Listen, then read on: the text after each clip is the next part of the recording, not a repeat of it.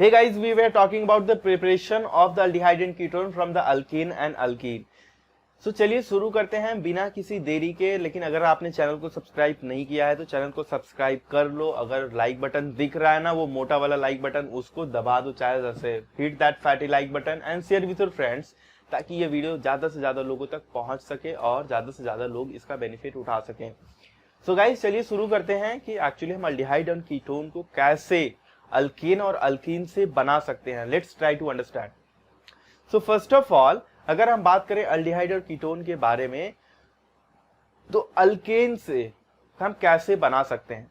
तो देखो, controlled oxidation जो टर्म है, इसका ये मतलब है कि एक्चुअली ऑक्सीडेशन अगर हम किसी भी पर्टिकुलर सब्सटेंस का कर रहे हैं ना, तो वही मतलब एक लिमिट से ज्यादा भी हो सकता है। जैसे अगर हमको मान लो एक ऑक्सीजन ऐड करना था, उसमें 2 ऑक्सीजन भी ऐड हो सकते हैं, लेकिन करना था तो हमको एक ही, हमको वही प्रोडक्ट चाहिए जिसमें एक हो। तो इसके लिए हम कभी कभी कंट्रोल्ड ऑक्सीडेशन करते हैं। कंट्रोल्ड ऑक्सीडेशन का मतलब ये होता है कि अगर हमको एक ऑक्सीजन ऐड करना है तो हम एक को ही करेंगे भाई, उससे ज्यादा अपने को नहीं चाहिए। ठीक, तो देखते हैं हम कैसे कर सकते हैं इसको अल्केन से। सो गाइज, लेट्स सी कि अगर हमारे पास एक कंपाउंड है दैट इज मीथेन, अगर मीथेन का हम कर दें ऑक्सीडेशन, है ना, वो भी किसके प्रेजेंस में, MO2O3 के प्रेजेंस में, so we are going to get what we are going to get, we are going to get formaldehyde, है ना। अमेजिंग। अब देख पा रहे हो यहाँ पे हमने एक ऑक्सीजन को ऐड किया हुआ है, वो भी कंट्रोल्ड ऑक्सीडेशन की वजह से। वरना क्या होता है कि यहाँ पे 2 ऑक्सीजन भी ऐड किए जा सकते थे। जब 2 ऑक्सीजन ऐड हो जाते तो ये बन जाता फॉर्मिक एसिड, जो हमको नहीं चाहिए, है ना। हमको तो चाहिए फॉर्माल्डिहाइड, तो हमको यही चाहिए। तो हम ऐसा पर्टिकुलर रिएक्शन, ऐसा पर्टिकुलर रिएजेंट्स यूज करेंगे ताकि वो ही रिएक्शन हो और हमको वही प्रोडक्ट मिले। तो अल्केन से हम कंट्रोल ऑक्सीडेशन के थ्रू बना सकते हैं। सो लेट्स सी, अगर हमारे पास ये कोई नॉर्मल जनरल फॉर्मूला है अल्केन का, अगर कोई अल्केन है तो अगर इसका हम ऑक्सीडेशन करते हैं तो फर्स्ट स्टेप में ये क्या होता है, हमको मिलता है अल्कोहल। अल्कोहल जब बन जाएगा, है ना, तो अल्कोहल का अगर फिर से ऑक्सीडेशन करेंगे, हम अल्कोहल का फर्दर ऑक्सीडेशन करेंगे, so that is going to form this diol का टाइप ऑफ कंपाउंड। यहाँ पे 2 OH ग्रुप लग जाएंगे, है ना। जब 2 OH ग्रुप लग जाएंगे तो यहाँ पे वाटर जो होता है वो रिमूव हो जाता है। तो वाटर जब रिमूव हो जाएगा तो what we are going to get, we are going to get aldehyde. देख रहे हो आप कि कितना लंबा प्रोसेस है। जो आपने रिएक्शन को एक स्टेप में मात्र देखा, वो कितने लंबे प्रोसेस जा रहा है। पहले हमारे पास अल्केन, अल्केन के बाद बना अल्कोहल, अल्कोहल के बाद बना उसमें डायोल, यानी कि 2 अल्कोहल ग्रुप प्रेजेंट हुए। 2 अल्कोहल ग्रुप के बाद हमको क्या मिल रहा है, यहाँ पे हमको अल्डिहाइड मिल रहा है। अब चलते हैं नेक्स्ट अगर मैं बात करूं तो नेक्स्ट हम एक्चुअली अल्कीन से कैसे बना सकते हैं। लेट्स ट्राई टू अंडरस्टैंड कि अल्कीन से जब आपको बनाना होगा ना, तो हमको करना पड़ता है ओजोनोलिसिस। ये जो रिएक्शन है गाइस, इसको दिमाग में दोनों कान खोल के अच्छे से बिठा लेना, because this is one of the very very important reaction. और ये जो चीज है वो आपको हर जगह मिलने वाली है। जब तक केमिस्ट्री पढ़ोगे ना, तब तक इससे पीछा नहीं छूटने वाला है, ओजोनोलिसिस से। But before that let me tell you, मैं आपको ना एक ऐसा ट्रिक बताऊंगा जिसकी वजह से आप इस कोई भी ओजोनोलिसिस रिएक्शन हो, उसको आप तुरंत यूं देख के फटाक से उसका प्रोडक्ट लिख दोगे। बहुत सिंपल, बहुत इजी तरीके से। सो लेट्स सी कैसे कर सकते हैं। तो देखो, हमारे पास ये है एक अल्कीन, है ना। अगर ये अल्कीन का हम ऑक्सीडेशन कर देंगे, है ना, अल्कीन का यानी कि ओजोनोलिसिस कर रहे हैं, अगर अल्कीन का ओजोनोलिसिस कर रहे हैं in presence of O3, second step में जो हम यूज कर सकते हैं वो है एक्चुअली Zn, और Zn इन एसिटिक एसिड या फिर CH3 twice S, ये हम यूज कर सकते हैं। ठीक, तो देखो अब यहाँ पे होगा क्या। अगर जो दूसरा स्टेप है वो एक्चुअली हम यूज कर सकते हैं ओजोनोलिसिस, यानी कि O3 वाला जो स्टेप है वो, और दूसरा जो रिएजेंट यूज कर सकते हैं वो है H2O2। क्लियर है यहाँ तक। देखो, इन दोनों में होगा क्या कि प्रोडक्ट हमको क्या मिलने वाला है वो हम समझते हैं। तो जो पहला वाला जो आप स्टेप देख रहे हो, उसको हम बोलते हैं रिडक्टिव ओजोनोलिसिस। उसको क्या बोलते हैं स्टूडेंट्स, रिडक्टिव ओजोनोलिसिस। और जो दूसरा वाला स्टेप देख रहे हो जिसमें O3 और H2O2 यूज कर रहे हैं, उसको बोलते हैं oxidative ozonolysis. So that is known as oxidative ozonolysis, please remember this. So let's see, अब इसमें प्रोडक्ट क्या मिलने वाला है। लेट्स ट्राई टू अंडरस्टैंड कि देखो, जो हमारे पास दिख रहा है ना, ये अल्कीन, अल्कीन के बीच में जो डबल बॉन्ड है कार्बन और कार्बन के बीच में, आप इसको कट कर दीजिए। इसको आप काट के दोनों को ऐसे अलग कर लो, फिर उसके बाद दोनों की जगह आप ऐसा ऑक्सीजन अटैच कर दो, बस दैट सिंपल है ना, बहुत इजी है। मान लीजिए ये अगर हमारे पास डबल बॉन्ड है, इसको हमने ऐसा कट कर दिया, कट करने के बाद इसके हो गए 2 टुकड़े। अब 2 टुकड़ों में एक टुकड़े में हम ऑक्सीजन ऐड कर दिए, दूसरे टुकड़े में हम ऑक्सीजन ऐड कर दिए, बस बन गया। बस इतना ही करना है हमको ओजोनोलिसिस पे, है ना। तो देखो, तो वही प्रोडक्ट मिला हमको।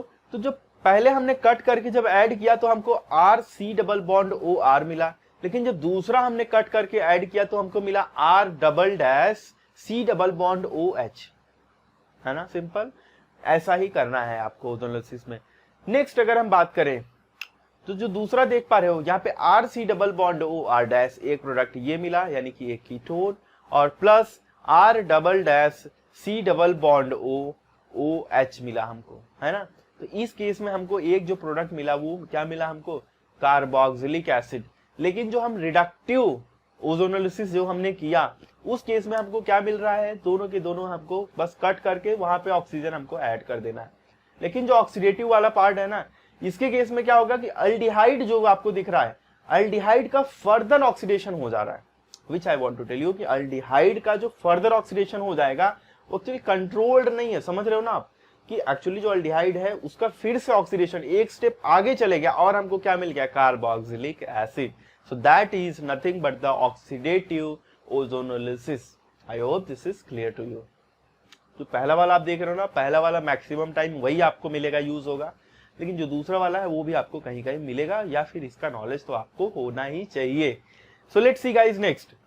अब हम कुछ एग्जांपल्स देखते हैं और उनकी मदद से हम समझते हैं कि एक्चुअली हम ओजोनोलिसिस रिएक्शन को और इजी कैसे बना सकते हैं और अच्छे से कैसे हम उसकी अंडरस्टैंडिंग कर सकते हैं। So let's see this question.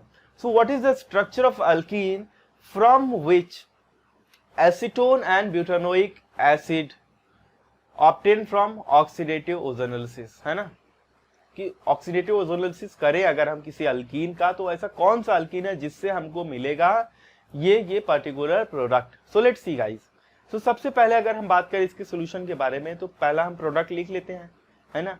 पहले हमने एक प्रोडक्ट लिख लिया और दूसरा भी हमने प्रोडक्ट लिख लिया है।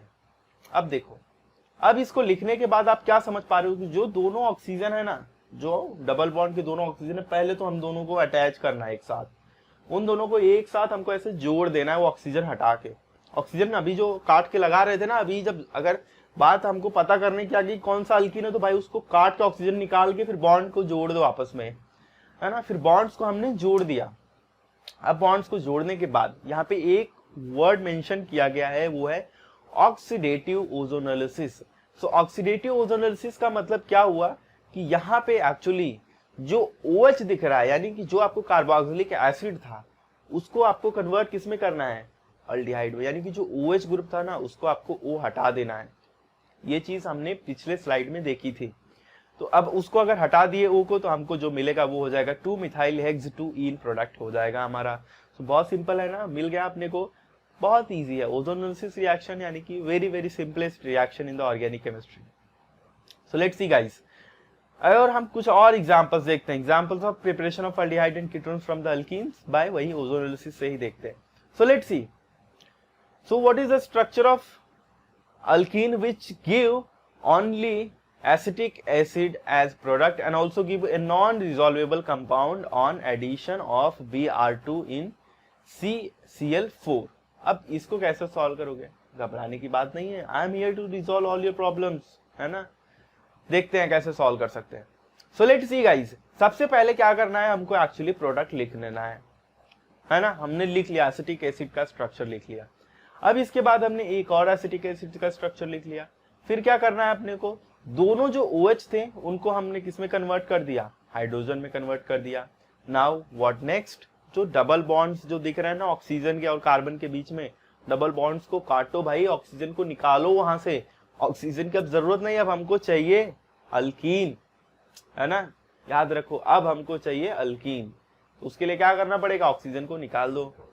तो ऑक्सीजन को निकाल दिए जब, अब दोनों को हमको कर देना है combine. So after combining we are going to get this one।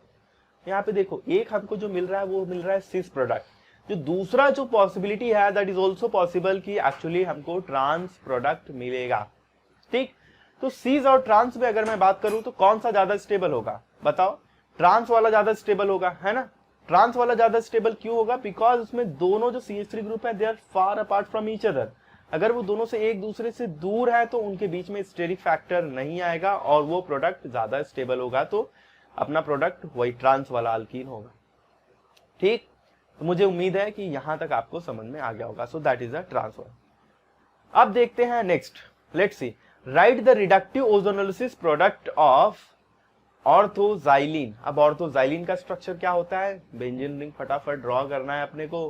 Draw करने के बाद 2 CH3 कनेक्ट कर देने ऑर्थो पोजीशन पे, कर दिया, बस ये हमारा है ऑर्थोजाइलिन।